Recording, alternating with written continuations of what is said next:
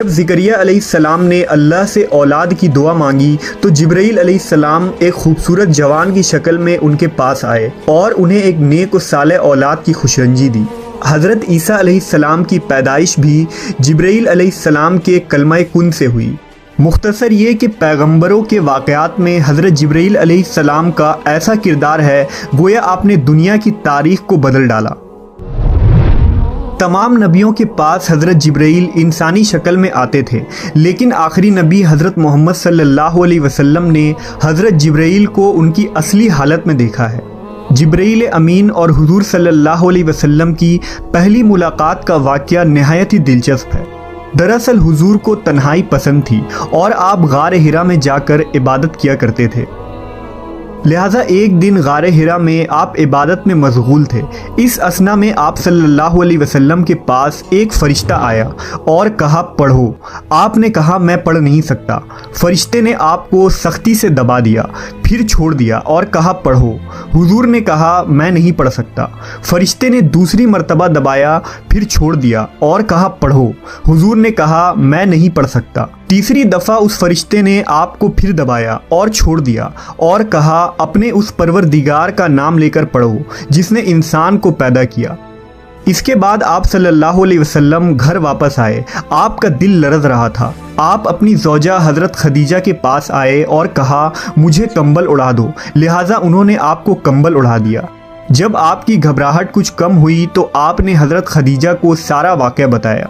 इसके बाद हज़रत खदीजा आप सल्लल्लाहु अलैहि वसल्लम को अपने चचाज़ाद भाई वर्का बिन नौफिल के पास ले गईं। वर्का उन लोगों में से थे जो मौहद थे और अहले मक्का के शिर्क बुत परस्ती से बेजार होकर नसरानी हो गए थे और इंजील का अबरानी ज़बान से अरबी में तर्जुमा भी किया था। वो बहुत बूढ़े और नाबीना हो चुके थे। हज़रत खदीजा ने उनसे कहा कि भाईजान आप अपने भतीजे की बात सुनिए।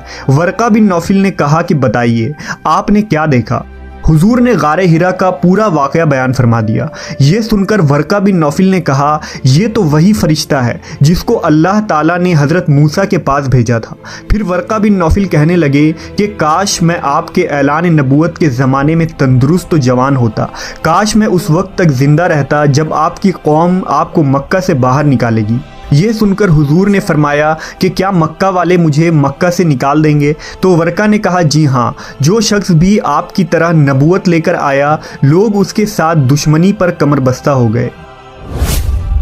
वो फरिश्ता हज़रत जिब्राईल अलैहिस्सलाम थे जो हमेशा नबी सल्लल्लाहु अलैहि वसल्लम के हामी और मददगार बने। नबी की हिजरत हो, जंग बदर हो, मिराज का सफ़र हो या कोई और मौका, हर मकाम पर जिब्राईल अमीन ने नबी सल्लल्लाहु अलैहि वसल्लम का साथ दिया। जिब्राईल अलैहिस्सलाम अक्सर एक खूबसूरत नौजवान दहिया कल्बी की शक्ल में आपके पास आते थे और अल्लाह का पैगाम सुनाते थे। एक मरतबा नबी सल्लल्लाहु अलैहि वसल्लम ने हज़रत जिब्राईल से फरमाया कि मैं चाहता हूँ कि तुम्हारी असल सूरत में तुम्हें देखूँ। उन्होंने अर्ज़ की आप बक़ीए गरक़द में फ़ुला तारीख़ को मुझसे मुलाकात करें। लिहाजा आप उस दिन वहाँ तशरीफ़ ले गए तो हज़रत जिब्राईल ने अपने परों से एक पर फैला दिया जिससे आसमान का उफ़क़ भर गया, यहाँ तक कि आसमान की कोई चीज़ भी नज़र न आती थी।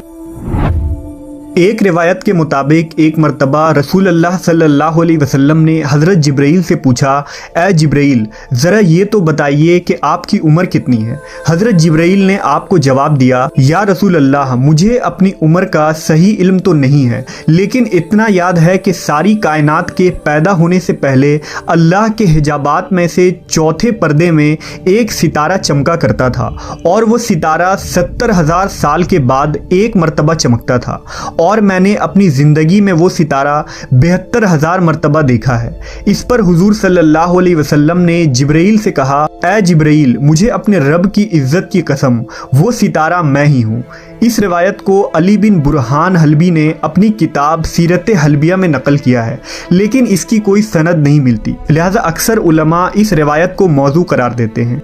अल्लाह ने जिब्राईल अमीन को बेमिसाल खुसूसियात और बेइंतहा ताकत व क़ुव्वत से नवाजा है, लेकिन इसके भी कुछ हदूद है। लिहाजा मेराज की रात जब नबी सल्लल्लाहु अलैहि वसल्लम सिदरतुल मुंतहा पर पहुँचे तो हज़रत जिब्राईल वहीं रुक गए और अर्ज़ की कि या रसूल अल्लाह मैं यहाँ से आगे नहीं जा सकता। अगर मैं एक उंगली के बराबर भी आगे बढ़ूँ तो जल कर खाकस्तर हो जाऊँगा।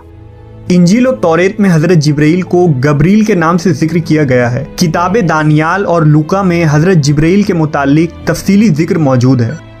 मशहूर फ़लसफ़ी इब्न सीना ने हज़रत जिब्राइल के ज़ात के मुतालिक अपनी तहरीर में एक लंबी बहस की है और ये साबित करने की कोशिश की है कि हज़रत जिब्राइल दीगर फरिश्तों की तरह नहीं बल्कि उन्हें रूह के साथ अकल भी अता की गई है जिसकी कैफियत मावरा है। जिब्राइल अमीन के अंदर वो सलाहियतें हैं जो एक आम फरिश्ते के अंदर मौजूद नहीं होती।